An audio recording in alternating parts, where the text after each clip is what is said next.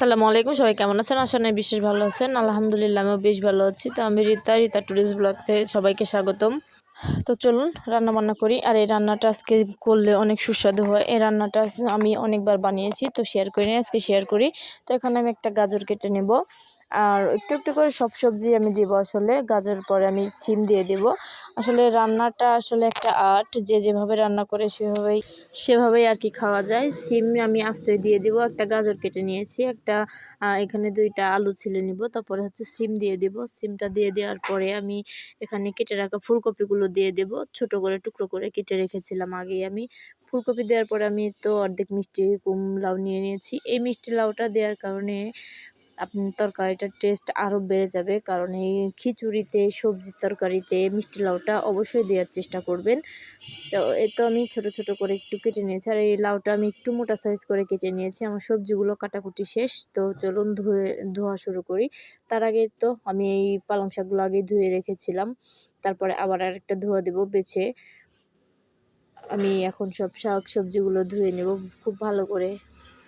শাকে অনেক বালি থাকে, এজন্য শাকগুলো খুব ভালো করে ধুয়ে নিয়েছি। তারপরে আমি এখানে আদা রসুনগুলো বেটে নেব। আসলে বেটে রান্না করলে সব খাবারের টেস্টটা অনেক ভালো আসে। তো রান্নার জন্য আমি সব জোগাড় করে নিয়েছি, সব কিছু ধুয়ে পরিষ্কার করে আমি নিয়েছি। এখন এখানে আমি রান্নাটা শুরু করে দেবো। আর এই তো আমার রান্নাঘরের পরিবেশটা আপাতত এরকম, পরে আরও ভালো করার চেষ্টা করব। কড়াই বসিয়ে দিয়েছি, কড়াইতে তেল দিয়ে দেবো, হলুদ দিয়ে দেবো, আর একটু লবণ দিয়ে দেবো। লবণটা দিয়ে দেওয়ার পরে ধুয়ে রাখা সবজিগুলো আমি একটু হালকা করে ভেজে নেব। ভেজে নেওয়ার কারণে হচ্ছে কফি আছে, কফির একটা ব্যবসা গন্ধ, এই গন্ধটা চলে যাবে। আর এই গন্ধটা চলে গেলে তরকারির টেস্ট আরও বেড়ে যাবে। তো এই তো আমি সুন্দর করে এগুলো ভেজে নিয়েছি। এই রান্নাটা আমি রাতের বেলা করেছি, এজন্য হচ্ছে ভিডিওটা একটু ঘোলাটে এসেছে। তারপরে পেঁয়াজ মরিচগুলো দিয়ে দেবো। পেঁয়াজ মরিচ এখানে আমি কিছু রসুন কুচিও দিয়ে দিয়েছি। তারপরে পাঁচফোড়ন দেবো। অবশ্যই নিরামিষের তরকারি পাঁচফোড়ন দেওয়ার চেষ্টা করবেন। পাঁচফোড়নটা দিলে তরকারির টেস্টটা বেড়ে যায়। একটু আদা দিয়েছি, আদাটা আর রসুনটা ভালো করে আমি ভেজে নেবো। আদা বাটা রসুন বাটা ভেজে নেওয়ার পরে গরম পানি দিয়ে দিয়েছি। গরম পানি দিয়ে দেওয়ার পরে হলুদ গুঁড়ো দেবো, হলুদ গুঁড়ো, তারপরে হচ্ছে ধনে গুঁড়ো, মরিচ, লবণ সব কিছু দিয়ে আমি খুব সুন্দর করে মশলাটাকে কষিয়ে নেব। মশলাটা যত ভালো করে কষাবেন তত তরকারির টেস্টটা ভালো আসবে। মশলাটা কষানো শেষ, এখন ভেজে রাখা সবজিগুলো দিয়ে দেবো।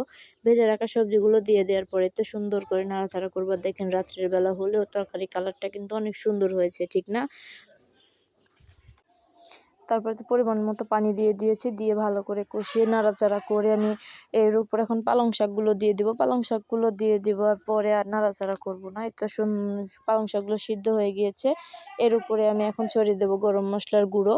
তারপরে দিয়ে দেবো হচ্ছে আমি এখানে ধনেপাতা। শীতকালে ধনেপাতা ছাড়া রান্না অসম্পূর্ণ। দিয়ে দেওয়ার পরে আমি এটাকে নামিয়ে নেব। আর এটা আমি খুব একটা ঝোল রাখি নেই। তারপরে তরকারি কালারটা কেমন হয়েছে বলবেন, আর অবশ্যই বানিয়ে খাবেন। আল্লাহ হাফেজ।